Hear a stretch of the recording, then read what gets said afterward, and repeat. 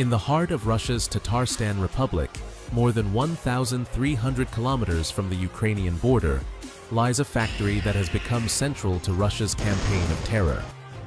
The Yelabuga drone production facility, operating within the Alabuga Special Economic Zone, manufactures the weapons that have terrorized Ukrainian cities for months. Shahed 136 drones, Iran's deadly export turned Russian instrument of war. By spring 2025, this single facility was producing approximately 170 Iran-2 drones per day, Russia's renamed version of the Iranian Shahed 136. With over 26,000 drones manufactured since production began, Yelabuga had become the beating heart of Russia's systematic attacks on Ukrainian civilian infrastructure. The facility operates around the clock, with multiple shifts ensuring continuous production of these weapons of terror. Located in what Russia considered its secure heartland, the facility was chosen precisely for its distance from any conceivable Ukrainian threat. Russian military planners believed that 1,300 kilometers of territory, protected by multiple layers of air defense systems, made this production center untouchable. They were about to be proven catastrophically wrong. The Shahed 136 is engineered for maximum psychological impact. Weighing 200 kilograms with a 50-kilogram warhead, these one-way kamikaze drones can travel up to 2,500 kilometers at 185 kilometers per hour. Their distinctive triangular delta-wing design and loud, unmistakable buzzing sound have earned them the nickname Moped of Death among Ukrainians who have learned to recognize their approaching doom. What makes these weapons particularly insidious is their strategic targeting philosophy. Rather than focusing on traditional military targets, they systematically attack civilian infrastructure. This deliberate targeting of civilian infrastructure is designed to break Ukrainian morale during harsh winter months, turning the weather itself into a weapon of war.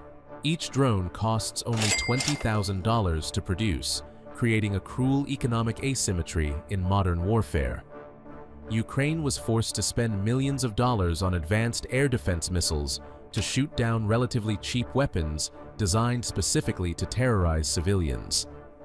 This mathematics of terror meant Russia could launch dozens of drones, knowing that even if most were intercepted, the few that got through would cause disproportionate damage and psychological impact. The Yelabuga factory represents a masterpiece of international sanctions evasion. While Iran provided the initial technology transfer and design specifications, the actual production relies on a sophisticated global network that spans 3 continents. Critical components arrive from China, where Beijing Micropilot UAV flight control systems supplies the engines that power these weapons of terror. The wings are constructed using specialized materials provided by the Chinese company Metastar, while other crucial components flow through a labyrinthine network of Iranian front companies strategically based in Hong Kong, Dubai, and other international financial centers. This creates a supply chain that appears entirely legitimate on paper, with each component having plausible civilian applications. Perhaps most disturbing of all, recent intelligence footage from inside the facility revealed that Russia was employing teenage workers in the production process. Young faces barely old enough to drive, being trained to manufacture weapons specifically designed to kill civilians in a neighboring country. This use of child labor in weapons production represents a new low in the moral degradation that accompanies modern warfare. This international web of suppliers, manufacturers, and financial intermediaries makes traditional sanctions enforcement nearly impossible. Components flow through seemingly legitimate commercial channels, payments are disguised through complex financial instruments, and the final assembly occurs in a facility that officially produces civilian UAVs for agricultural purposes. By early 2025, Ukrainian cities had become laboratories of terror, facing nightly barrages of Shahed drones that turned ordinary neighborhoods into war zones. Kyiv, Kharkiv, Odessa, Dnipro, and dozens of other cities had become accustomed to the horrifying routine. air raid sirens piercing the night, followed by the distinctive menacing buzz of approaching death from above. The systematic targeting of energy infrastructure had created a humanitarian catastrophe. Millions of Ukrainians were forced to endure rolling blackouts, water shortages, and heating failures during one of the coldest winters on record. And entire neighborhoods were plunged into darkness for days at a time. Ukrainian air defense crews had become the thin line between survival and catastrophe, working around the clock to intercept waves of incoming drones. These men and women, operating Soviet-era equipment alongside modern Western air defense systems, had achieved remarkable success rates, often intercepting 90% or more of incoming drones on any given night. But the mathematics of terror worked in Russia's favor. Even with 90% interception rates, the sheer volume of attacks meant that several drones would inevitably reach their targets each night. The psychological warfare was equally devastating. Entire populations lived in constant fear, never knowing when the next wave of buzzing death would arrive from the darkness. For Ukrainian military intelligence, the Yelabuga facility represented both the ultimate threat and the ultimate target. Ukrainian analysts pored over satellite imagery, communications intercepts, and human intelligence reports, building a comprehensive picture of Russia's most critical weapons production facility. They knew that to turn the tide of the drone war, they had to strike at its very heart. Ukraine's response was nothing short of a technological revolution born from desperate necessity. In less than 2 years, the country had evolved from producing basic reconnaissance drones for battlefield surveillance to developing sophisticated long-range attack systems capable of precise navigation over distances that would challenge conventional ballistic missiles. Ukraine's response was nothing short of a technological revolution born from desperate necessity. In less than 2 years, the country had evolved from producing basic reconnaissance drones for battlefield surveillance to developing sophisticated long-range attack systems capable of precise navigation over distances that would challenge conventional ballistic missiles. These weren't improvised weapons cobbled together in garage workshops, but carefully engineered military systems designed specifically for deep strike missions behind enemy lines. The drones incorporated advanced terrain-following radar, sophisticated GPS navigation with inertial backup systems, and electronic countermeasures designed to resist the most advanced Russian jamming technologies. The development process required solving complex technical challenges, how to evade multiple layers of Russian air defense systems, and how to deliver sufficient explosive power to cause meaningful damage to hardened industrial targets. Ukrainian engineers worked around the clock, driven by the knowledge that every day of delay meant more of their countrymen would die under drone attacks. On April 23, 2025, Ukrainian forces launched the opening phase of Operation Silent Thunder, a mission that would prove Ukraine's ability to strike back at the heart of Russia's war machine.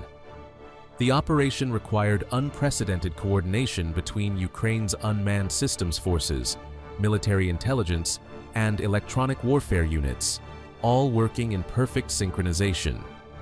Multiple Ukrainian-made long-range drones began their epic 1,300-kilometer journey from launch points across Ukraine toward the Tatarstan target. The mission profile was extraordinarily complex. The drones would fly at extremely low altitudes to avoid radar detection, use terrain masking to hide behind hills and forests, and coordinate their approach to arrive simultaneously from different directions. As the drones penetrated deeper into Russian airspace, they encountered increasingly sophisticated defensive measures.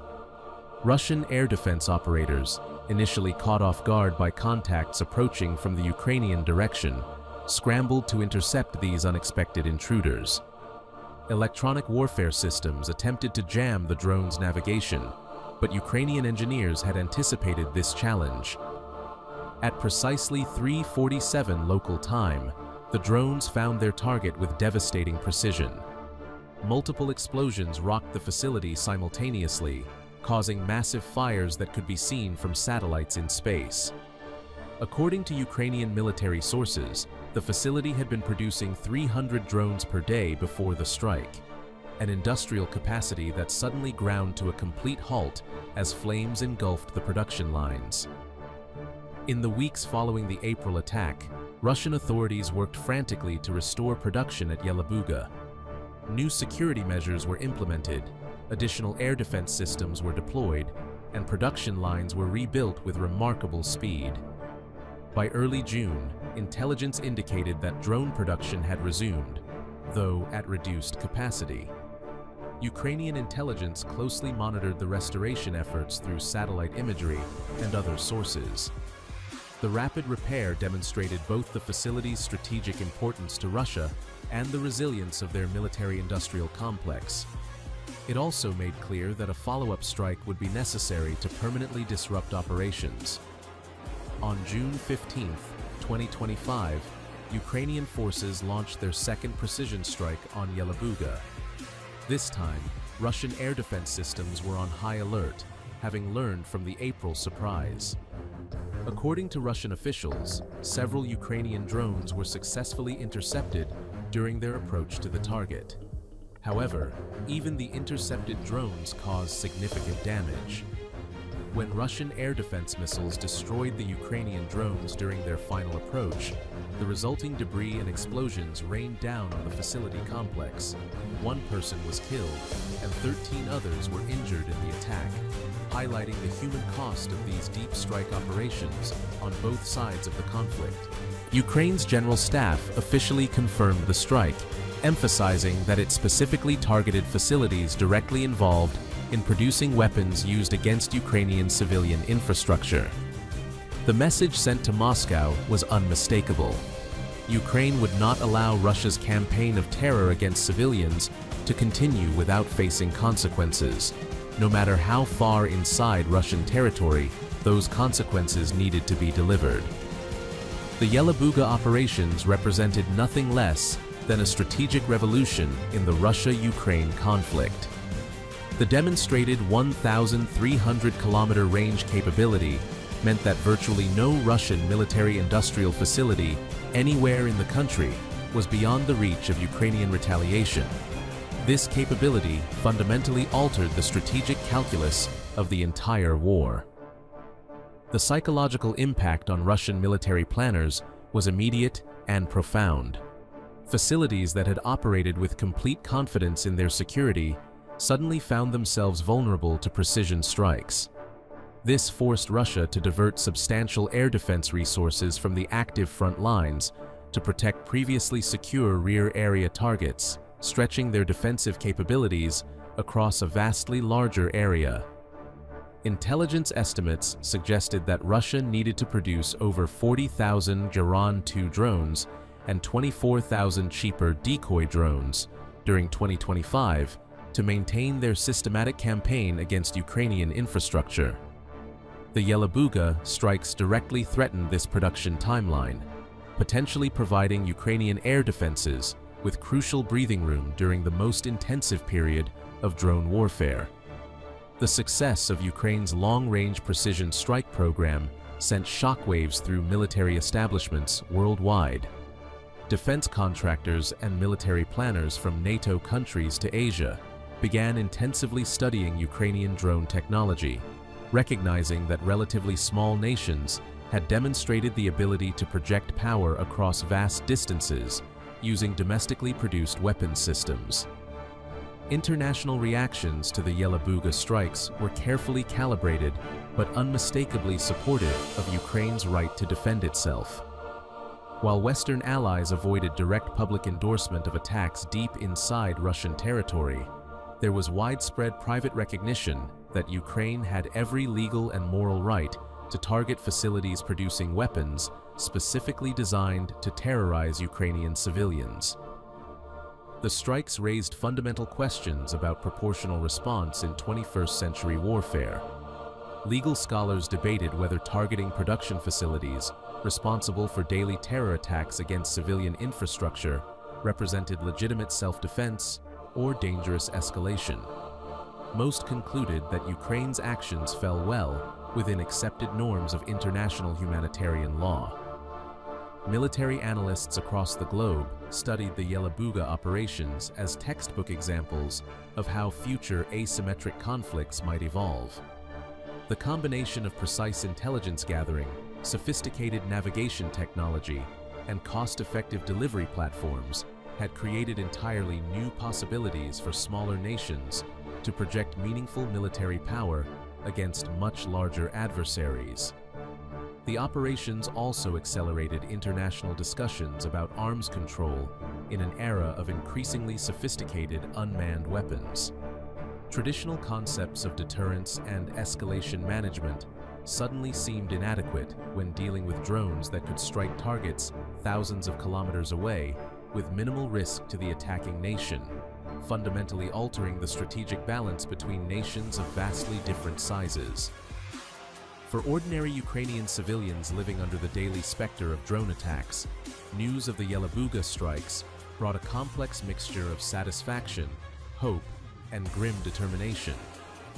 Families who had spent months sleeping in subway stations and basement shelters, elderly citizens who had endured freezing apartments without power for weeks, and children who had learned to distinguish between different types of air raid sirens, all shared a common feeling. Finally, Ukraine was fighting back effectively. The psychological impact on Ukrainian military personnel was equally profound.